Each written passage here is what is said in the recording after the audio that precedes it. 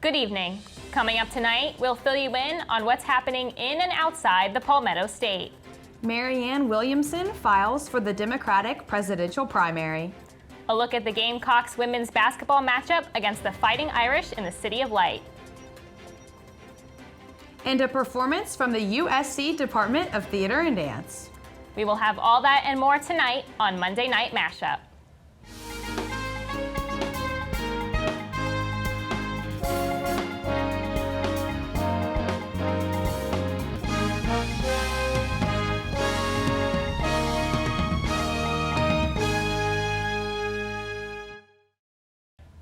Welcome to this week's Monday Night Mashup. I'm Emma Connelly. And I'm Jenna Falconite. Thanks for joining us tonight. Today, presidential hopeful Marianna Williamson paid a visit to DeSoto City to officially file for the 2024 South Carolina Democratic presidential primary ballot. The signing marked the first Democrat to file for the South Carolina presidential primary.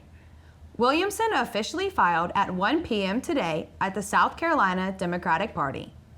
At the State House, Williamson addressed her criticisms of her challengers and emphasized her strength as a strong overall candidate. SGTV reporter Haley Brown was at the scene today. Let's take a look. If they nominate me, they'll do just fine. I think that's what people are realizing, is that the president does have a weak standing in the polls, not only against Trump, but against Nikki Haley and against DeSantis as well.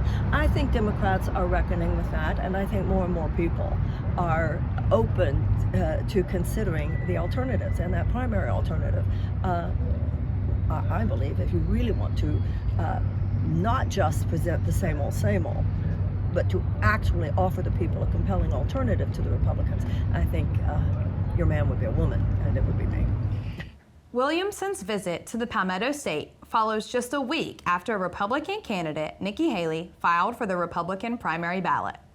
The South Carolina presidential primary will be held on February 23, 2024. Also happening in DeSoto City, the South Carolina State Museum celebrated its 35th anniversary this past weekend. On Saturday, the museum offered free admission as well as free food and drinks to attendees to commemorate the anniversary. This all-day event gave residents the chance to explore South Carolina's unique history in depth. The museum also announced the opening of a new exhibit entitled The Story of Us, Sharing Our Past, Building Our Future. It features fossils, artwork, and other objects, each showcasing a different aspect of South Carolina's deep and rich history. Some of the items include trilobite fossils, pottery, a suit worn by musician James Brown, and a Bible owned by 19th century merchant and abolitionist William Turpin. The objects in the exhibit add to the over 1 million items currently in the museum's collections. The celebration also featured stargazing in the observatory, music from local performance groups, behind-the-scenes tours, and shows in the 4D Theater and Planetarium. South Carolina State Museum Public Relations Director David Dixon reflected on the museum's positive impact on the local community throughout the last 35 years. He stated that the museum is, quote, the perfect place for friends and family to go and enjoy while learning a little more about South Carolina, end quote.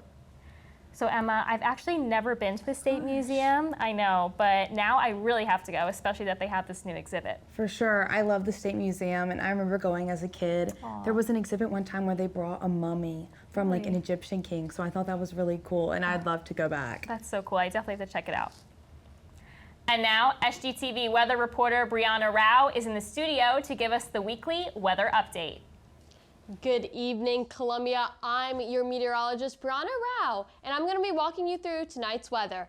So if you're at the basketball game cheering on our Gamecocks, you're going to see that the temperature is really beautiful outside. We're in the low 60s. There's not really a huge breeze or anything. There's not humidity either. We're just kind of in that beautiful zone of just getting out there and enjoying this weather. It's giving almost fall, but we're going to see the humidity throughout this evening is going to start to kick in.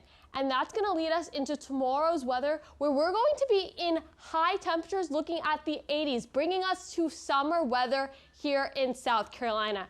Now this is an oddie at this time. We're normally expecting to see low 60s, high 70s, anywhere in that range. So for us to be getting to the high 70s and 80s tomorrow is going to be a little bit of an extreme. But we are going to be thankful that even though we're going into these higher temperatures, humidity is still relatively low. We're looking at 40 to 50%. So again, not too much where you have to worry about bringing your water bottle with you everywhere you go, or you don't have to worry about your hair frizzing up, but we are going to notice that's going to start to take a turn. Now, the evening is going to be slightly cooler. We're looking at the 50s, and that's just because now the clouds are going to start rolling in. Now, pushing on, we're going to see Wednesday has the ability to break a high in South Carolina. We have never seen 84 degrees in South Carolina in the last 30 years. So if we get to more than 85 on Wednesday, we have hit a record. And that's really interesting compared to last week when we were starting off in the 20 degrees. So we were seeing frost in the morning, there was slick rows, and now here we are at 84 degrees by about 11 a.m. So it isn't even after peak when the noon temperature is at its highest normally. We're actually going to get to 84 degrees even earlier than that. So you can just imagine that's the day when you want to be wearing shorts and a t-shirt. You don't want to wear too many layers. Bring your water bottle. Thursday, we're going to see that it's going to slightly cool down just a little bit. It's going to have some more clouds. The moisture is going to be building up because by Friday, we're going to start to see the eventual storms. Now, it's not too bad. We're still looking at those 60s and 70s. We're going to see some clouds and some evening storms. But by Saturday, unfortunately, the game isn't going to be rained out, but we are going to see those AM showers are going to soak up the ground. So if you're going outside to the frat lots, if you're tailgating, you want to wear some ugly shoes because there's potential for some mud to get on them. So you're going to see that as the rain goes throughout the morning, it's going to probably stop around 10:30, clearing up slightly right before the game. So you're not going to need to bring your umbrella or your rain jacket to the game, but you're still gonna feel that mugginess in the air. It's gonna feel a lot hotter than the 61 that it's promising. So just take precautions on that. Now Sunday, we're gonna see kind of that same pattern where we're gonna get those morning showers. The humidity is gonna start up higher, and then we're gonna slowly cool down throughout the day. So by about 3 o'clock on Sunday, the temperatures will come back to the high 50s. You'll enjoy being outside. So if you're going to go get dinner with your friends, Sunday is the day. And then Monday, again, back to the 60s, perfect weather. Lauren Ciuci now is coming up, and she's going to tell you everything you need to know about Gamecock sports. Stick with us. Welcome back to Monday Night Mashup. Basketball season is officially in full swing, and Gamecock women's basketball is making history on foreign soil. The women's team arrived in Paris, France in preparation to play their first regular game of the season and the first college basketball game ever played in France. Earlier today, the Gamecocks faced Notre Dame in the City of Light and came out victorious 100-71. During the first quarter, South Carolina trailed as Notre Dame took the lead behind a strong first quarter from freshman guard Hannah Hidalgo. From the second quarter onwards, South Carolina stole the lead back and held it for the rest of the game. The combination of new and returning players will look to keep South Carolina as a dominant force this season. A key returning player is Camila Cordoso, putting up 20 points and 15 rebounds, alongside a key new player, Malaysia Fulwiley, racking up 17 points in her very first game with the team. The Gamecocks return home to face number 14 ranked Maryland at home this Sunday at 1 p.m. Back in the States, this past weekend marked the first meeting in South Carolina football history where the Gamecocks played the Gamecocks. The Jacksonville State Gamecocks traveled up from Alabama to take on the South Carolina Gamecocks at William Brice Stadium, and the game did not disappoint. Jacksonville State put up a fierce fight, but a fourth quarter pick six would be what ultimately sealed their fate in the game. With about 2 minutes left of playing time, sophomore linebacker Stone Blanton intercepted a pass from Jacksonville State quarterback Zion Webb. Blanton ran it 88 yards for a touchdown and celebrated in the end zone with many other proud teammates. The final score was 38-28 South Carolina, leaving these Gamecocks on top. And now Olivia Sperbeck is in the studio to fill us in on local entertainment. What's the talk of the town, Olivia? Thanks, Lauren. The University of South Carolina's Department of Theater and Dance will be performing The Legend of Georgia McBride from November 10th 10th to the 17th. The production is directed by Jessica Francis Fitcher, with Columbia's Longstreet Theater hosting all 8 showtimes.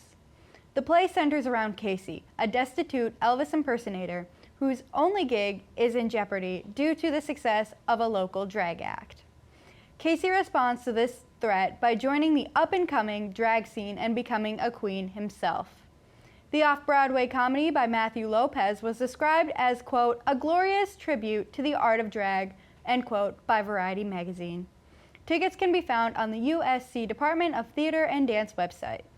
They are $15 for SC students and $22 for the general public. This show contains adult themes and language, so use personal judgment when bringing children. Staying in local arts, the City Art Gallery is presenting a new exhibition titled The Art of Realism from artist Maury Weinstein. The opening reception is on Thursday from 5 p.m. to 8 p.m. and will remain on display until December. Weinstein is a hyper-realistic artist who uses airbrush acrylic on canvas as well as sculpture techniques to resemble high-resolution photographs. According to the Post and Courier, his handcrafted pieces have a, quote, uncanny way of pleasing the viewer's eye and holding an audience captive through use of color, shadowing, shading, reflection, and light, end quote. More information on Weinstein's exhibition can be found at postandcourier.com.